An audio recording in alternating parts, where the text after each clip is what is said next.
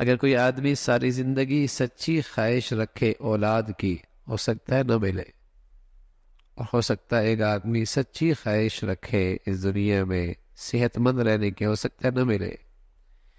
ایک آدمی ساری زندگی سچی خواہش رکھے خوشحال رہنے کی، ممکن ہے نہ ملے۔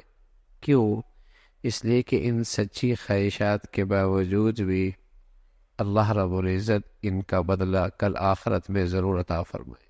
ان چیزوں کا بدلہ موجود ہے۔ دعائیں کرتا رہا اولاد نہیں ملی، دعائیں کرتا رہا صحت نہیں ملی، دعائیں کرتا رہا خوشحالی نہیں ملی، لیکن ان دعاؤں کی قبولیت کل موجود ہے، کل ضرور مل جائے گی۔ لیکن کوئی آدمی سچی طلب ہدایت کی رکھے، اللہ کا بننا چاہے، تو یہ دولت اس دنیا میں ملے گی، اس کے لیے کل میدان نہیں، یہ کل کا جہان میں یہ نہیں ملنا، ہدایت اسی دنیا میں ملنی، ہدایت اسی دنیا میں ملنی۔ لیکن طلب سچی ہو کہ میں نے اللہ کا بننا ہے، اولاد نہ ملی نا ساری زندگی، اس کا انعام کل مل جائے گا۔ خوشحالی نہ ملی ساری زندگی، اس کا انعام کل مل جائے گا۔ صحت نہ ملی ساری زندگی، اس کا انعام کل مل جائے گا۔ لیکن کوئی آدمی سچی ہدایت طلب کرے، یہ نہیں ہو سکتا کہ نہ ملے اور اس کا انعام کل ملے، نہ ایسا نہیں۔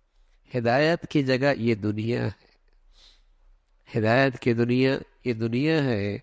ہاں، طلب سچی ہونی چاہیے، ساری زندگی بیٹھا رہے دین کی ماحول میں لیکن اللہ کا بننا ہی نہیں چاہتا، ساری زندگی جسے کہیں کہ عبرت کے نقشے دیکھتا رہے لیکن ہدایت کی طلب ہی کوئی نہیں، تو نہیں ہدایت۔ دیکھو نا، اللہ کا کلام آنکھوں کے سامنے اتر رہا ہے، محمد الرسول اللہ صلی اللہ علیہ وسلم کی باکمال ذات کی اللہ نے اس کائنات میں ایسی باکمال ذات پیدا ہی نہیں فرمائی، انہیں اپنی آنکھوں سے دیکھ رہے، اور پھر ہدایت نہیں، پھر ہدایت نہیں۔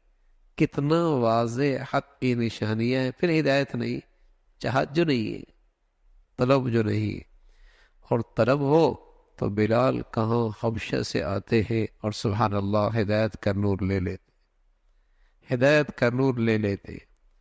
تو سچی طلب ہے، تو فرمایا کہ جو شخص سچی طلب رکھتا ہے اسے ملتا ہے۔ اللہ لوگوں پہ ظلم نہیں کرتا، لیکن خود لوگ ہیں وہ اپنے آپ کو خود تباہ کرتے ہیں، خود تباہ کرتے ہیں، اور ہدایت کی سچی طلب نہیں رکھتے، ہدایت کی سچی نیت نہیں رکھتے، پھر ان پر اس کے نتائج بد زندگی میں دیکھتے ہیں۔ اللہ رب العزت ایمان بھی نصیب فرمائے، استقامت بھی نصیب فرمائے۔